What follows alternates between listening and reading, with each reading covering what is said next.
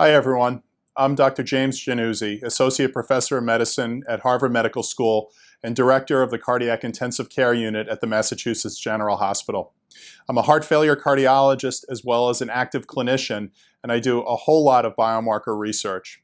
And because of this fact, I have the real fortunate opportunity to evaluate a number of novel biomarkers for the evaluation and management of patients with heart failure. And I'm very happy to be talking today with you about the measurement of ST2, a biomarker that I view to be among the most promising of all biomarkers currently available. Accordingly, given that current standards for clinical management of patients with heart failure are obviously somewhat limited, better tools are needed for their management. That's where biomarkers come into play. And it's been a very enjoyable 10 to 15 years of work that our group at the Mass General Hospital and others have examined the utility of biomarkers to better evaluate and manage patients with heart failure. We've focused a lot on conventional biomarkers such as the natriuretic peptides, BNP and NT-proBNP, and I'll show you how these newer tests, in particular ST2, fit in relative to the natriuretic peptides, because clearly, clinically speaking, anything that we bring into play for the care of our patients with heart failure is going to need to have additive value to the natriuretic peptides. Interestingly, we've done a lot of work to evaluate ST2 in this space and have unequivocal evidence that ST2 adds and supersedes actually the natriuretic peptides for multiple applications. And through the efforts of Critical Diagnostics, the Presage ST2 assay is now available. This is an exceptionally high sensitive method that is able to detect ST2 concentrations in 100% of normal subjects. Of course, it goes without saying that in an acutely ill population of patients with heart failure, or even in the less acutely ill chronic heart failure setting, the ST2 assay can well detect concentrations with very high precision. Importantly, compared to some other biomarkers such as the natriuretic peptides, ST2 is independent of renal function, body mass index, and a number of other relevant covariates that tend to obscure the value of for example, other biomarkers like galectin-3, where the use of galectin became less trustworthy in the setting of, for example, renal failure. That does not seem to affect ST2's behavior and performance. So that's an important thing to keep in mind when we start thinking about applying these tests to various populations of patients, including, among others, the apparently well population. And we can see a nearly linear association between ST2 concentrations and mortality in patients with heart failure. I want to reiterate just how important this finding is, because in many cases, biomarkers of heart failure are very much all or nothing. In this context, we see a very smooth association between ST2 and mortality, such that the higher the value goes, the higher the risk for death is described. And what one can appreciate more than anything else, I hope, is the exceptionally consistent, reliable risk prediction that ST2 seems to give. Even in an adjusted model, the mortality rates associated with an elevated ST2 are some twofold higher compared to patients with lower values. And that's just utilizing a dichotomous threshold value. Most clinicians understand that despite the fact that a test may be positive or negative, as I showed you on the prior slide, the importance with ST2 is it's not just when a person has a positive test, they have a higher risk. Also knowing how high the value is really imparts extra added information. In the PRIDE study, we looked at literally dozens of biomarkers and found not a single one that was even close to the value of ST2 for prognosis. Not only was ST2 the most prognostically important, but it also reclassified more patients when compared to other markers, including the natriuretic peptides. Indeed, we and others have shown that if you take a number of markers and compare them head to head, whether in short, intermediate, or longer term, ST2 has an edge for prognosis at the early stages, at the intermediate stages, and at the longer stages. Specifically, the natriuretic peptides are the gold standard. as I said earlier, we will always have natriuretic peptides available. And so anything that we bring to the table relative to newer tests for prognosis or management clearly have to add to the natriuretic peptides if they are to be useful and if it's to be justified to measure them. Well, we've looked at a number of different markers, and again, as I mentioned a couple of slides ago, ST2 reclassifies risk above and beyond the natriuretic peptides.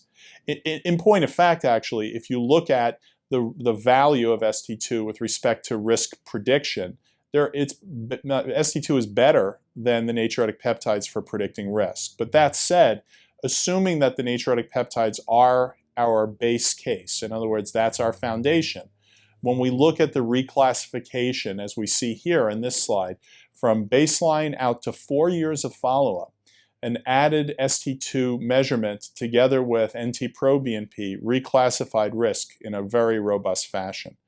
Importantly, I'll draw your attention to the yellow line on this slide. In these patients, the NT-proBNP value is low. These are patients who would have been judged as being low risk. With an elevated ST2, they are hardly low risk, as you see that they actually have the next to highest event rate out to 4 years. And so in the context of a low natriuretic peptide, an elevated ST2 value allowed us to reclassify risk correctly, thus identifying the higher risk patients in whom, in theory, more aggressive therapeutic intervention might be applied. One question, of course, naturally is whether ST2 is of equal value for predicting risk in heart failure with preserved EF as it is in patients with heart failure due to left ventricular systolic dysfunction. This is not a small issue. It turns out that the natriuretic peptides, while prognostic in patients with heart failure and a preserved EF, may be less accurate or less reliable in this setting.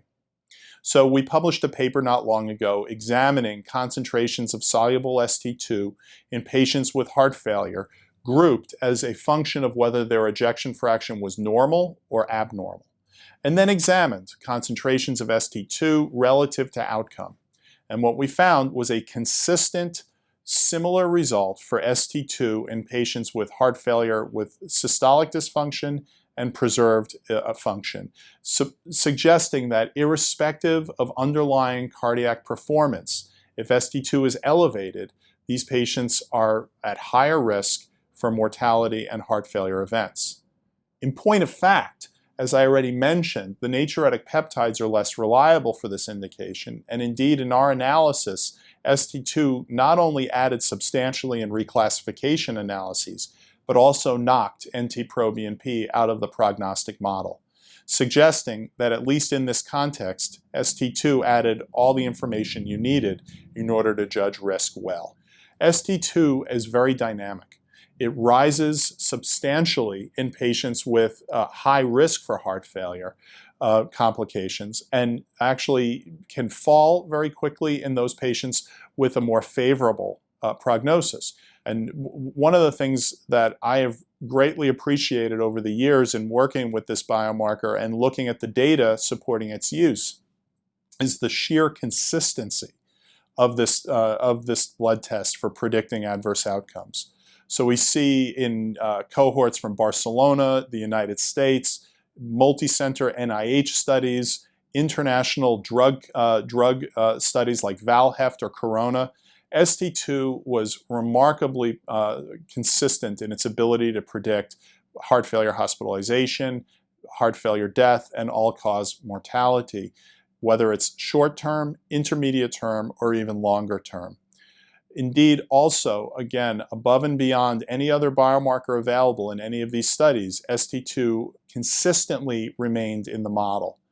There are very few examples of markers currently available that are as consistently powerful as ST2.